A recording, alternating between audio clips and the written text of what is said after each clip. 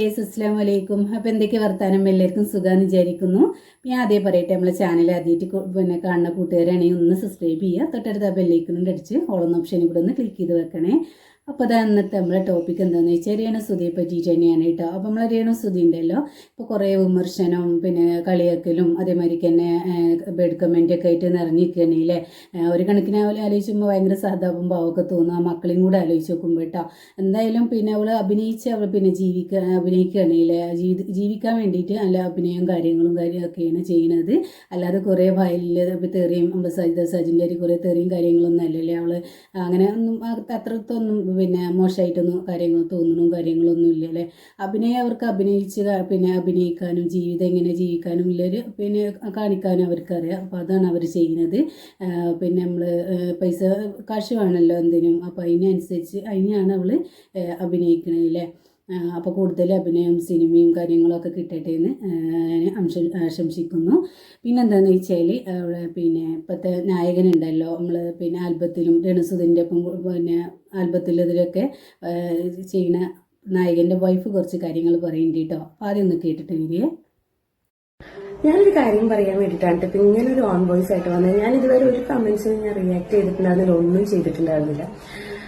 നിങ്ങൾ ഈ ജനറേഷനിൽ തന്നെയാണ് ജീവിക്കുന്നത്. അത് ഞാൻ അറിയാത്തതുകൊണ്ട് ചോദിക്കാം. കാരണം പറയേണ്ടെന്ന് വെച്ച കാര്യങ്ങളാണ്. കാരണം എന്താണെന്ന് വെച്ചാൽ നിങ്ങളുടെ കമന്റ്സ് ഒക്കെ ഇല്ലേ, നിങ്ങൾക്ക് കമന്റ്സ് പറയാനുള്ള റൈറ്റ് ഉണ്ട്, ശരി സമ്മതിച്ചു. പക്ഷെ കുടുംബം തകർക്കും, കുടുംബം തുറഞ്ഞു പോകും, അങ്ങനെയൊന്നും പറയേണ്ട ആവശ്യമില്ല. പിന്നെ എന്റെ ഭർത്താവിനെ ഭാര്യനെ കാണേണ്ട സ്ഥാനത്ത് ഭാര്യനെ കാണാനറിയാം, അമ്മേനെ കാണേണ്ട സ്ഥാനത്ത് അമ്മേനെ കാണാനറിയാം, ചേച്ചീനെ കാണേണ്ട സ്ഥാനത്ത് ചേച്ചീനെ അറിയാം. അതുപോലെ തന്നെ ആൾക്ക് നന്നായിട്ട് അഭിനയമായിട്ടും അതുപോലെ തന്നെ ജീവിതമായിട്ട് കാണാനറിയാം. പിന്നെ ഈ ലോകത്ത് ആദ്യമായിട്ട് ആൽബം ചെയ്യുന്ന ഒരാളല്ല എന്റെ ഹസ്ബൻഡ്. പിന്നെ രേണു ചേച്ചി എന്ന് പറയുന്ന ഒരു ആക്ട്രസിന്റെ കൂടെ പുള്ളിക്കാരൻ ചെയ്തത് പുള്ളിക്കാരന്റെ മിടുക്ക്. പുള്ളിക്കാരൻ ഇപ്പൊ നല്ല രീതിക്ക് പോകുന്നുണ്ടെങ്കിൽ അത് പുള്ളിക്കാരന്റെ മിടുക്കാണ്. അതിന് ഞങ്ങൾ ഒരു 90% ഞങ്ങൾ ക്രെഡിറ്റ് കൊടുക്കുന്നത് രേണു ചേച്ചിക്കാണ്. കാരണം ചേച്ചീനെ ആൾക്കാർ അറിയുന്നതുകൊണ്ട് തന്നെയാണ് എന്റെ ഹസ്ബൻഡിനെ ഇപ്പൊ 4 ആൾക്കാർ അറിയുന്നത്. അതെനിക്ക് നല്ല പ്രൗഡാണ്. പുള്ളിക്കാരൻ ഇനി അഭിനയിക്കണം തന്നെയാണ് എന്റെ ആഗ്രഹം, നല്ല നിലയിലെത്തണം തന്നെയാണ് എന്റെ ആഗ്രഹം. പിന്നെ നിങ്ങൾ എന്ത് മോശം കമന്റ്സ് ഇട്ടാലും ഒരു ഭാര്യ എന്ന നിലയിൽ അല്ലെങ്കിൽ നല്ലൊരു ഫ്രണ്ട് എന്ന നിലയിൽ എന്റെ ഫുൾ സപ്പോർട്ടും ഉണ്ടാവും എന്റെ ഹസ്ബൻഡിന്. ഇനി ആൽബം ചെയ്യും. അപ്പോൾ അത് നിങ്ങൾ കേട്ടില്ലേ. അപ്പോൾ അവർക്കൊന്നും പ്രശ്നമില്ലാത്ത കാര്യങ്ങൾ പിന്നെന്തിനാണില്ലേ ബേഡ് കമൻറ്റും ഈ കളിയാക്കണവർക്കൊക്കെ ഉള്ളത്. അപ്പോൾ എന്താണെന്ന് വെച്ചാൽ അവർ പറയുന്ന കറക്റ്റ് തന്നെയാണ്. അവർ അവളെ ഹസ്ബൻഡിന് അതായത് കുടുംബമായിട്ട് കാണാനും വൈഫിനെ വൈഫായിട്ട് കാണാനും അതേമാതിരി തന്നെ അഭിനയിച്ച് കാണാനും ഒക്കെ അവർക്കറിയാം. പിന്നെ നിങ്ങൾക്ക് എത്ര പ്രശ്നം എന്നൊക്കെ തന്നെയാണ് അവളും ചോദിക്കുന്നത്. പിന്നെ അവർ ഫേമസ് ആയിട്ടുണ്ടെങ്കിൽ രേണുസുതിൻ്റെ ഒറ്റ ഇതുകൊണ്ട് തന്നെയാണ്. പിന്നെ അവർക്ക് അഭിനയിക്കാൻ കഴിയുന്ന ഫേമസ് ആയിട്ടുണ്ടെങ്കിൽ അവരുടെ അഭിനയം കൊണ്ട് തന്നെയാണ്, അത്ര മിടുക്കും കാര്യങ്ങളൊക്കെ കൊണ്ട് തന്നെയാണ് എന്നാണ് അവൾ പറയുന്നത് കേട്ടോ. അപ്പോൾ കാര്യം തന്നെയാണ്.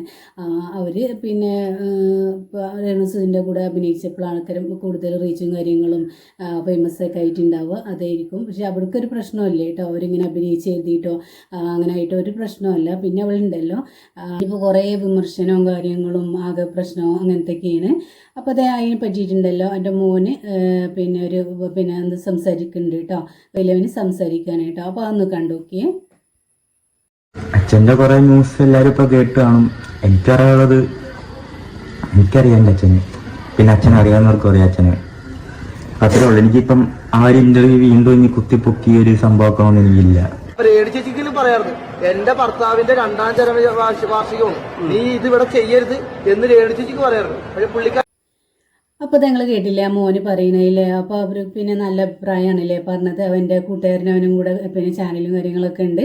അപ്പോൾ എല്ലാവരും ആ ചാനലൊന്ന് കയറി സബ്സ്ക്രൈബും സപ്പോർട്ടൊക്കെ ചെയ്യല്ലേ. നമ്മൾ സുധിച്ചേട്ടനെ ആലോചിക്കുമ്പോണ്ടല്ലോ അവനെ മുഖം കാണുമ്പോൾ പാവം തോന്നും. അവരുടെ വോയിസൊക്കെ സുധിച്ചേട്ടൻ്റെ വോയിസിന് മാതിരി തോന്നുന്നുണ്ട് അല്ലേ.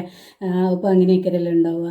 അപ്പോൾ എന്തായാലും ഇങ്ങനെ കളിയാക്കണവരോടും വിമർശകരോടും പറയാനുള്ളത്, എന്തിനാ അവരെങ്ങനെ ഇതാക്കണല്ലേ. അവരെ ജീവിക്കാൻ വേണ്ടിയിട്ട് കഷ്ടപ്പെടുകയാണ്. കുട്ടീനോട് കഴിയുന്ന മാതിരിക്ക് അവൾ അഭിനയിച്ചുകൊണ്ട് അങ്ങനെയാണ് കാശ് ഉണ്ടാക്കണല്ലേ. അപ്പോൾ പിന്നെ എനിക്ക് മോനോട് പറയാനുള്ളത് ദിവസം വീഡിയോസ് ഇടുക കേട്ടോ, ദിവസം വീഡിയോസ് ഇടുക. അച്ഛനെ കുറിച്ചിട്ടും അതേമാതിരിക്ക് തന്നെ പിന്നെ അമ്മനെ പറ്റിയിട്ടുള്ള വിമർശനവും കാര്യങ്ങളും അങ്ങനത്തേനൊക്കെ വെച്ചിട്ട് നല്ല പിന്നെ വീഡിയോ ഇട്ടിട്ടുണ്ടെങ്കിൽ തന്നെ നല്ല റീച്ചും കാര്യങ്ങളൊക്കെ കിട്ടും. അതിനോടൊപ്പം തന്നെ പഠിത്തം കൂടെ മുന്നോട്ട് കൊണ്ടുപോകും കേട്ടോ. അപ്പോൾ നല്ലൊരു മോനാണല്ലേ, നല്ല അച്ചടക്കം ഒതുക്കില്ലേ, നല്ലൊരു മോനാണ്. ചെറിയ മോൻ്റെ മുഖം കാണുമ്പോഴാണ് കേട്ടോ ഭയങ്കര സങ്കടവും വിഷമമൊക്കെ തോന്നുക.